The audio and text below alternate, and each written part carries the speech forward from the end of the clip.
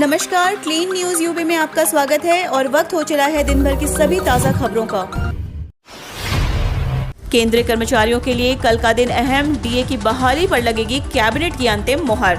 कल यानी 7 जुलाई को प्रधानमंत्री नरेंद्र मोदी की अगुवाई में केंद्रीय मंत्रिमंडल की बैठक होनी है। सूत्रों के मुताबिक इस बैठक में केंद्रीय कर्मचारियों के महंगाई भत्ते को लेकर भी चर्चा होने की उम्मीद है। आपको बता दें कि 26 जून को कैबिनेट सेक्रेटरी की अध्यक्षता में वित्त मंत्रालय और department of personal and training के साथ हुई बैठक में तय किया गया है कि महंगाई भत्ता और महंगाई राहत को सितंबर 2021 से बहाल कर दिया जाएगा। कल कैबिनेट की बैठक में इस पर मुहर लगने की उम्मीद है।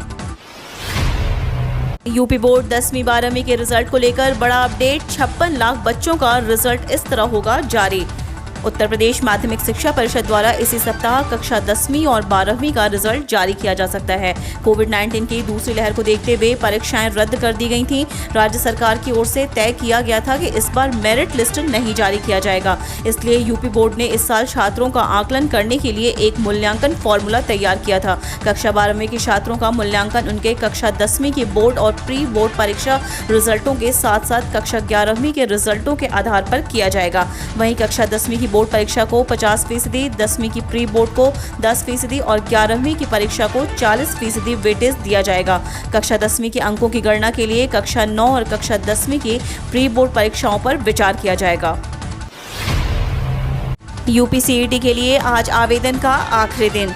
नेशनल टेस्टिंग एजेंसी एनटीए ने उत्तर प्रदेश संयुक्त प्रवेश परीक्षा 2021 के लिए रजिस्ट्रेशन का आज अंतिम तिथि है। एकेटीयू और एमएमएमयूटी व अन्य विश्वविद्यालयों में एडमिशन लेने के लिए इच्छुक अभ्यर्थी इस राज्य स्तरीय प्रवेश परीक्षा यूपीसीईटी 2021 के लिए आज upcet.nta.nic.in पर आवेदन कर सकते हैं। अभ्यर्थी इस संबंध में एनटीए की वेबसाइट upcet.nta.nic.in पर ऑफिशियल नोटिस भी चेक कर सकते हैं। आज परीक्षा की फीस की भी पेमेंट भी कर सकते हैं। इससे पहले आवेदन की आखिरी तारीख 20 जून थी। कई अभ्यर्थियों के निवेदन के बाद सबमिशन की आखिरी तारीख बढ़ाई गई है। आधिकारिक नोटिफिकेशन के अनुसार करेक्शन के लिए 8 जुलाई से विंडो खोली जाएगी और 14 जुलाई तक खुली रहेगी। जो उम्मीदवार आवेदन फॉर्म में कुछ बदलाव करना चाहते हैं वो करेक्शन कर सकेंगे। यूपी को मिल सकती है तवज्जो, इन चेहरों को मिल सकता है मंत्री बनने का मौका। मोदी सरकार के दूसरे कार्यकाल के कैबिनेट में पहली बार फेरबदल की संभावना जताई जा रही है। सूत्रों से मिल रही खबर के मुताबिक अगले 24 से 48 घंटे में मंत्रिमंडल में फेरबदल हो सकता है। मंगलवार शाम को प्रधानमंत्री नरेंद्र मोदी के घर पर अमित शाह और बीजेपी के राष्ट्रीय अध्यक्ष जेपी नड्डा की बैठक भी है। कहा जा रहा है कि मोदी मंत्रिमंडल में करीब 22 नए चेहरे शामिल हो सकते हैं। साथ ही कुछ मंत्रियों को संगठन की जिम्मेदारी दी जा सकती है तो कुछ को राज्यपाल बनाया जा सकता है। जानकारी के मुताबिक मोदी सरकार के कैबिनेट फेरबदल में यूपी को तवज्जो दी जा सकती है। यूपी कोटे से करीब 4 से 5 मंत्री शामिल हो सकते हैं। सूत्रों के मुताबिक इस बाबत पीएम नरेंद्र मोदी की मुख्यमंत्री से भी बात हुई है। अखिलेश यादव का योगी सरकार पर हमला, बोले 100 झूठ में एक नया झूठ पौधरोपण भी जोड़ा। समाजवादी पार्टी के राष्ट्रीय अध्यक्ष अखिलेश यादव का कहना है कि भाजपा सरकार पौधरोपण का बहाना बनाती है और हकीकत में झूठ और नफरत के बीज बोती है। अगर वह सही अर्थों में पौधरोपण के लिए प्रतिबद्ध है तो उसे इस संबंध में 4.5 साल के कार्यकाल का श्वेत पत्र जारी करना चाहिए। इससे सत्यता का पता चल जाएगा। अखिलेश यादव ने सोमवार को कहा, भाजपा सरकार ने अपने 100 झूठ में एक नया झूठ पौधरोपण को भी जोड़ दिया है। मुख्यमंत्री का दावा है कि उनके कार्यकाल में 100 करोड़ पौधे लगाए जा चुके हैं, लेकिन एक दिन में ही 25.51 करोड़ पौधे रोपने के दावे के बाद यह देखना दिलचस्प होगा कि इसके बावजूद उत्तर प्रदेश में हर तरफ हरियाली क्यों नहीं छा गई और प्रदेश का वन क्षेत्र दोगुना चौगुना क्यों नहीं बढ़ गया।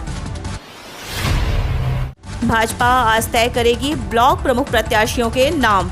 उत्तर प्रदेश में हुए जिला पंचायत अध्यक्ष के चुनाव में बड़ी जीत हासिल करने के बाद भाजपा ब्लॉक प्रमुख चुनाव में भी अधिक से अधिक प्रत्याशियों को जिताने की कोशिश में जुटी है। यह तैयारी पिछले कई दिनों से चल रही है। अब चुनाव कार्यक्रम आने के साथ ही इसे और तेज कर दिया गया है। प्रत्याशियों के नाम तय करने के लिए प्रदेश मुख्यालय पर मंगलवार को बैठक होगी।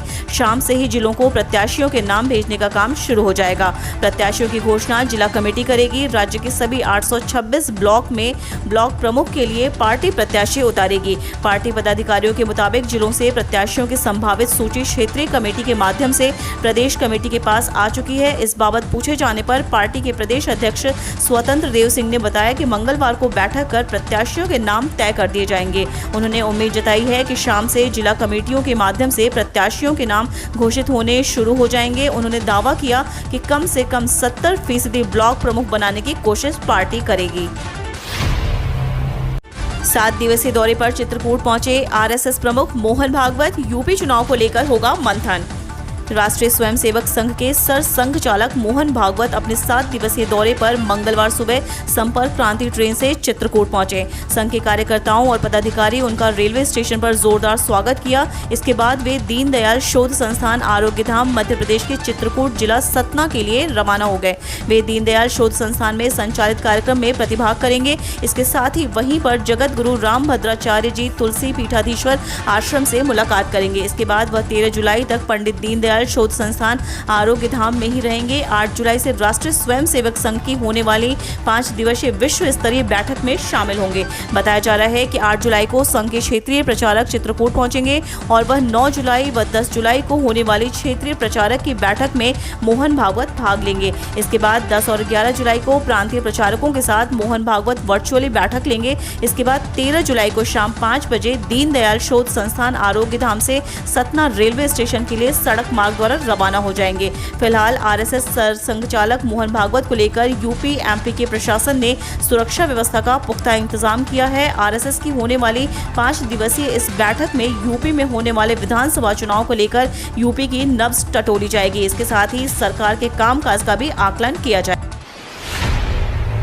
यूपी कांग्रेस अध्यक्ष अजय कुमार लल्लू का दावा, 2022 में बनेगी कांग्रेस की सरकार। यूपी विधानसभा चुनाव में भले ही अभी कुछ महीने बाकी हों, लेकिन सभी राजनीतिक दल तैयारियों में जुट गए हैं। वहीं कांग्रेस भी फिर से अपना दम दिखाने के लिए पूरा जोर लगा रही है। इस बीच उत्तर प्रदेश कांग्रेस अध्यक्ष अजय कुमार लल्लू ने बड़ा बयान देते हुए कहा कि अगले वर्ष राज्य में कांग्रेस की सरकार बनेगी। उन्होंने ये बात मथुरा के वृंदावन के गोविंद विहार में आयोजित कानपुर व आगरा मंडल के प्रखंड स्तर के कार्यकर्ताओं के 2 दिवसीय प्रशिक्षण शिविर के समापन सत्र को संबोधित करते हुए कही। इसके अलावा यूपी कांग्रेस के प्रभारी प्रियंका गांधी भी लगातार कार्यकर्ताओं में जोश भरने का काम कर रही हैं। हालांकि हाल ही में जिला पंचायत अध्यक्ष चुनाव में उसका खाता भी नहीं खुल सका।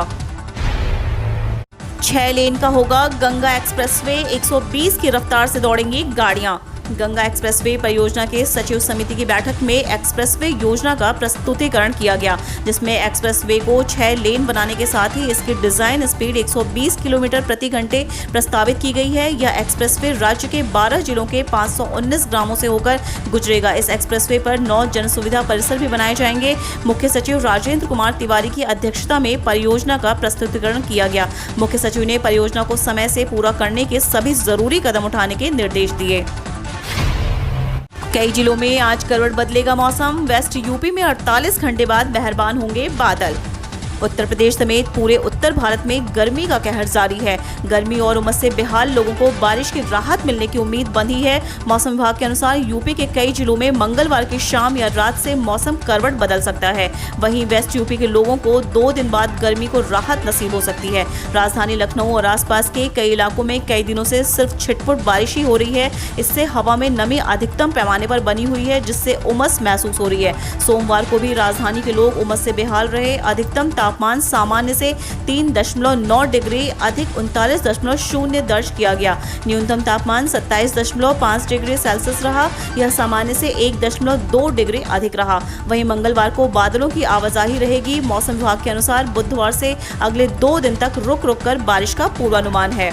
हम रोज ऐसे ही न्यूज लाते रहेंगे, तो यदि आपने अभी तक क्लीन न्यूज को सब्सक्राइब नहीं किया है तो पहले फटाफट सब्सक्राइब कर लें, साथ ही बेल आइकन को दबा दें ताकि कोई अपडेट मिस ना हो।